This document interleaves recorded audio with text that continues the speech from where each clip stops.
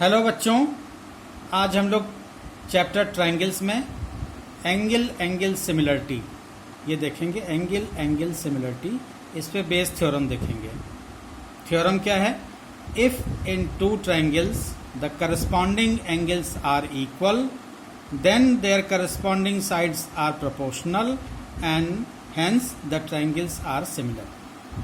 Theorem का मतलब यह है कि अगर दो ट्रायंगल में करस्पॉन्डिंग एंगल्स इक्वल हैं तो उनकी करस्पॉन्डिंग साइड प्रोपोर्शनल होगी और दोनों ट्रायंगल्स सिमिलर होंगे। गिवन हमारे पास क्या है? Triangle A B C and triangle D E F such that angle A equal to angle D, angle B equal to angle E and angle C equal to angle F. हमें prove क्या करना है? Triangle A B C similar to triangle D E F.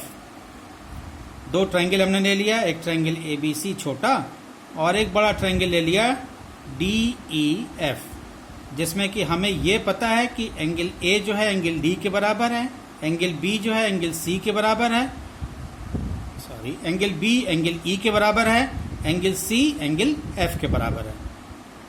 Triangles तो हमें पता है कि corresponding angles हमें पता है कि करस्पॉन्डिंग एंगल्स क्या हैं? इक्वल हैं। अगर हम सिमिलरिटी हम प्रूव कर दें, यानी ए बी साइड और D E side, A C side और D F side, B C side और ई एफ साइड में अगर हम प्रोपोर्शनलिटी प्रूव कर दें तो ये दोनों ट्रायंगल ए बी सी और डी ई एफ क्या होंगे? सिमिलर होंगे। क्योंकि क्राइटेरिया दो होती है, एक तो इनके करस्पॉन्डिंग एंगल्स इक्वल होने चाहिए और करस्पॉन्डिंग साइड्स क्या होनी चाहिए? प्रोपोर्शनल होनी चाहिए। तो ये तो हमें नोन है कि करस्पॉन्डिंग एंगल्स जो हैं वो इक्वल हैं। हम प्रोपोर्शनलिटी अगर प्रूव कर देते हैं तो ये दोनों ट्रायंगल क्या हो जाएंगे? सिमिलर हो जाएंगे। इसके लिए हमको कंस्ट्रक्शन करना पड़ेगा। क्या कंस्ट्रक्शन करेंगे? ए बी के बराबर हम कट लेंगे इस साइड डी ई पे। मान लीजिए एक कट यहाँ पे आया। इसी तरह से ए सी के बराबर कट लेंगे साइड डी एफ पे। ये यहाँ पे कट किया। इसका नाम दे देते हैं P इस पॉइंट का, और इस पॉइंट का नाम दे देते हैं Q। P और Q को ज्वाइन करा लेते हैं। जो कुछ किया वो सब कंस्ट्रक्शन में लिखेंगे। Cut DP equal to A B, DP equal to A B. दूसरा क्या किया? DQ equal to A C, DQ equal to A C. और तीसरा काम हमने किया, PQ को ज्वाइन किया। Join PQ। कॉन्ग्रुएंसी आपने 9th में पढ़ी होगी। 4 क्राइटेरिया आपने 9th में पढ़ी थी कॉन्ग्रुएंसी में। साइड साइड साइड, दूसरा आपने पढ़ा था साइड एंगल साइड, तीसरा आपने पढ़ा था एंगल एंगल साइड, और चौथा आपने पढ़ा था RHS क्राइटेरिया। ये तो कॉन्ग्रुएंसी में आपने पढ़ा था क्लास 9th में। क्लास 10th में आप सिमिलरिटी पढ़ेंगे। सिमिलरिटी में 3 क्राइटेरिया होती है, एंगल एंगल एंगल, दूसरी होती है साइड साइड साइड, और तीसरी होती है साइड एंगल साइड, जिसमें से आज हम लोग पहली पढ़ रहे हैं एंगल एंगल एंगल सिमिलरिटी के बारे में और इस पे बेस थ्योरम के बारे में। आइए अब प्रूफ लिखते हैं। अगर आपको वीडियो धीरे लग रहा है तो इसको इंटू 1.5 या इंटू 2 पे करके देख सकते हैं। इन ट्रायंगल ए बी सी, इन triangle A B C and triangle, इस ट्रायंगल की बात होगी डी पी क्यू की, triangle D P Q, triangle D P Q. Side A B equal to D P, ये साइड इसके बराबर, चूंकि हमने इसके बराबर कट किया था, और ये साइड AC जो है किसके बराबर होगी? DQ के बराबर होगी। लिख लेते हैं इसको। AB equal to DP by construction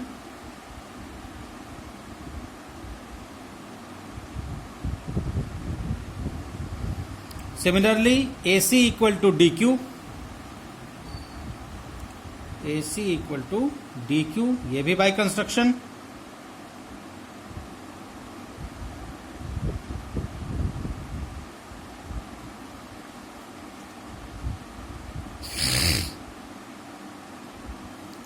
angle A equal to angle D, ये हमको मालूम है, गिवन है। Angle A equal to angle D given है, तो दो साइड और एक एंगल, ये side A B angle A angle D के बराबर, side A C D Q के बराबर, तो हम कह सकते हैं कि triangle A B C congruent to triangle D P Q. कौन सी क्राइटेरिया लगेगी यहाँ पे? Side angle side.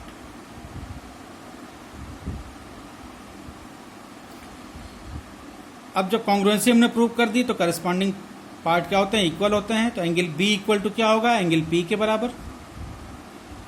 Angle B angle P के बराबर होगा। इसको नोट करते हैं यहाँ पे। This implies that angle B equal to angle P CPCT से,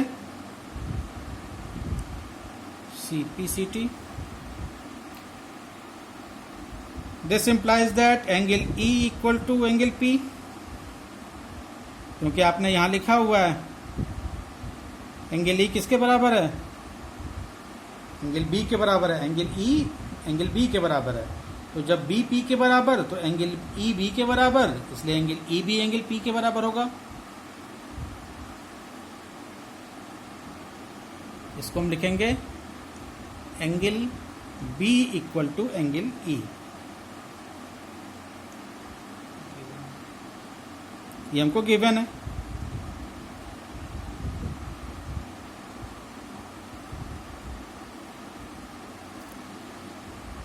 दिस इंप्लाइज दैट, अब हम कहेंगे पी क्यू क्या है? ई एफ के पैरेलल है। ये समझिए इसको, अगर दो पैरेलल लाइन है और एक इनको एक ट्रांसवर्सल कट करती है तो करस्पॉन्डिंग एंगल क्या होते हैं? इक्वल होते हैं। या इसका हम रिवर्स कहें कि करस्पॉन्डिंग एंगल अगर इक्वल हैं तो ये दोनों साइड क्या होंगी? पैरेलल होंगी। यहाँ पे आप देखिए करस्पॉन्डिंग एंगल इक्वल हैं, इसलिए पी क्यू और ई एफ क्या होंगे? ये दोनों पैरेलल होंगे, दोनों पैरेलल लाइन होंगी। दिस इंप्लाइज दैट, यहाँ से हम लिख लेंगे P Q parallel E F, P Q parallel E F. Reason भी लिख लेंगे, corresponding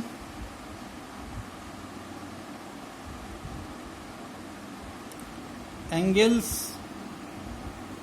are equal।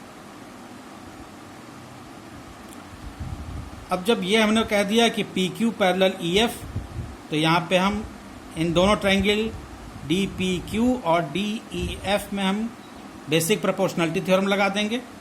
Basic proportionality theorem क्या कहती है कि अगर ट्रायंगल की एक साइड किसी साइड के पैरेलल है तो वो रेस्ट दोनों साइड्स को एक डिस्टिंक्ट पॉइंट पे कट करती है और ये पॉइंट इन दोनों साइड्स को एक डेफिनेट प्रोपोर्शन में या सेम प्रोपोर्शन में डिवाइड करता है।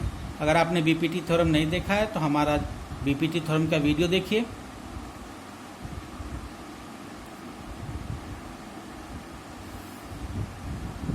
तो बीपीटी थ्योरम जब हम लगाएंगे तो हम लिखेंगे D P upon D E equal to D Q upon D F. This implies that dp upon de equal to dq upon df, dq upon df। ये basic proportionality theorem BPT.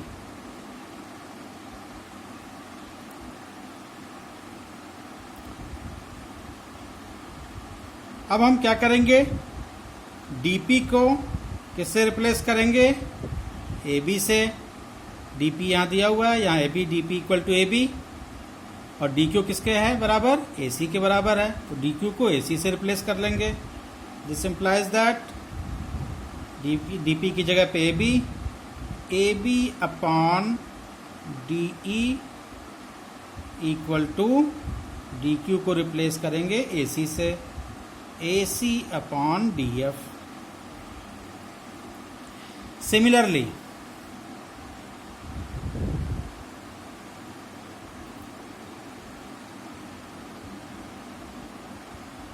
Similarly हम ये ratio ला सकते हैं, अगर इस line को जो हमने पी क्यू लाइन को ड्रा किया था, अगर इन दोनों साइड के बीच में ड्रा करें, डी ई और ई एफ के बीच में, यानी किसके पैरेलल, डी एफ के पैरेलल, अगर इस तरह से ड्रा करें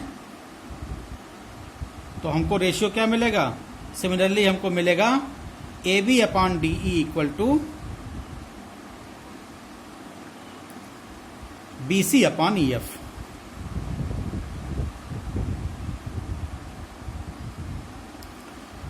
किताबों में ऐसे ही दिया रहता है, similarly A B upon D equal to B C upon E F, यानी इसका जो प्रूफ होता है वो स्किप कर दिया जाता है, वो जरूरी है, क्योंकि अगर इसको इंक्लूड करेंगे तो थ्योरम बहुत लंबी हो जाएगी।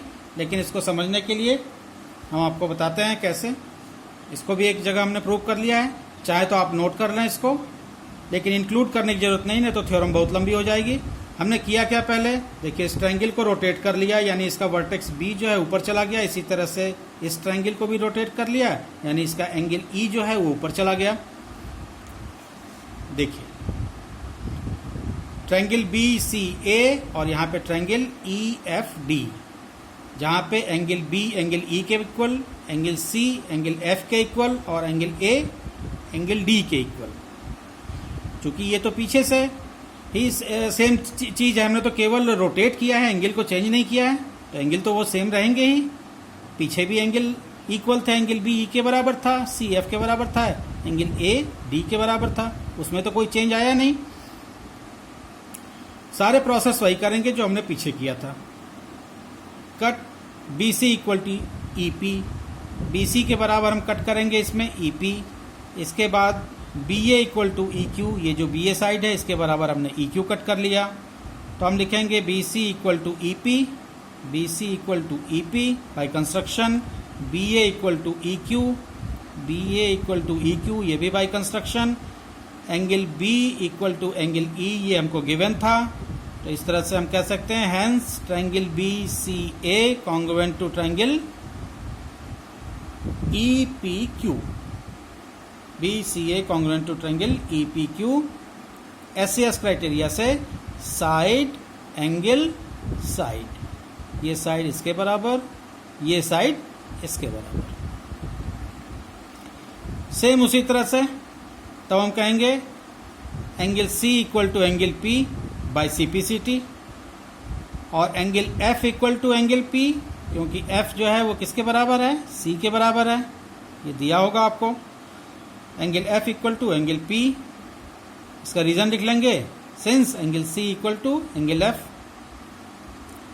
तो सेम वही चीज जैसे हमने यहाँ पे शो किया था आपको, दो पैरेलल लाइन इनको एक ट्रांसवर्सल कट करती है, अगर करस्पॉन्डिंग एंगल इक्वल हैं तो हम इसका रिवर्स करके कहते हैं कि अगर करस्पॉन्डिंग एंगल इक्वल हैं तो दोनों लाइनें क्या होंगी, पैरेलल होंगी। यहाँ पे भी करस्पॉन्डिंग एंगल इक्वल हैं तो P Q parallel F D के होगा। This implies that P Q parallel F D, corresponding angles are equal. यहाँ से हम बेसिक प्रोपोर्शनलिटी थ्योरम फिर लगा देंगे इसमें, E P upon E F, E P upon E F equal to E Q upon E D, E Q upon E D को मैंने D लिख लिया है। This is basic proportionality theorem. अब हम रिप्लेस करेंगे किसको, ई पी को बी सी से, क्योंकि ई पी किसके बराबर है, बी सी के बराबर है, ई पी बी सी के बराबर है, और ई क्यू किसके बराबर है, ए बी के बराबर है। यहाँ बी ए लिखा हुआ है, आप ए बी लिख लीजिए, ए बी के बराबर है। इन दोनों को हम रिप्लेस कर लिए, तो ई पी की जगह पे बी सी आ गया, B C upon E F, और ई क्यू की जगह पे हमने लिख लिया A B upon D E.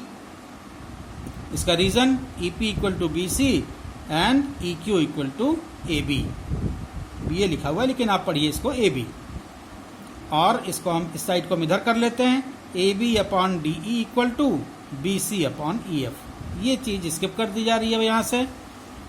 Similarly A B upon D E equal to B C upon E F. तो एक बार आप कह रहे हैं यहाँ पे A B upon D E equal to A C upon D F, दूसरी बार आपने कहा A B upon D E equal to B C upon E F, यानी ये तीनों चीजें आपस में क्या हैं, बराबर हैं। A B upon D E, A B upon D E equal to, यहाँ से ले लेते हैं BC upon EF equal to, यहाँ हमने किसके बराबर बताया था, AC अपॉन DF के।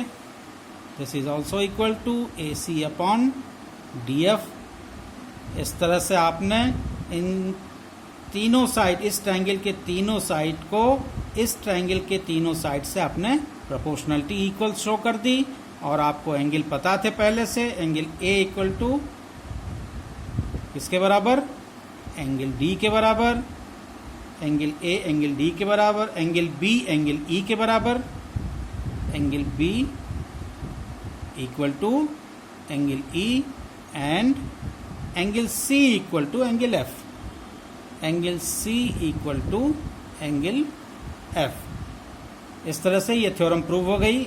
दो क्राइटेरिया होती है, एक तो आप प्रोपोर्शनलिटी दिखा दीजिए और दूसरी चीज दिखा दीजिए कि इन जो करस्पॉन्डिंग एंगल्स हैं ये इक्वल हैं। तो करस्पॉन्डिंग एंगल तो आपके इक्वल दिए हुए थे पहले से, आपको ये चीज दिखानी थी, ये प्रूव करके आपने यहाँ तक दिखा दिया। तो हेंस अब आप कहेंगे या therefore hence triangle ABC is similar to triangle DEF। Hope बच्चों आपके समझ में आया होगा। अगर आपको किसी तरह का डाउट हो तो कमेंट सेक्शन में कमेंट करके बताएं हमें। अगले जो वीडियो में इन दोनों बेस थ्योरम पे, इन दोनों क्राइटेरिया पे SSS और SAS पे जो बेस थ्योरम होगी उसके बारे में बात होगी।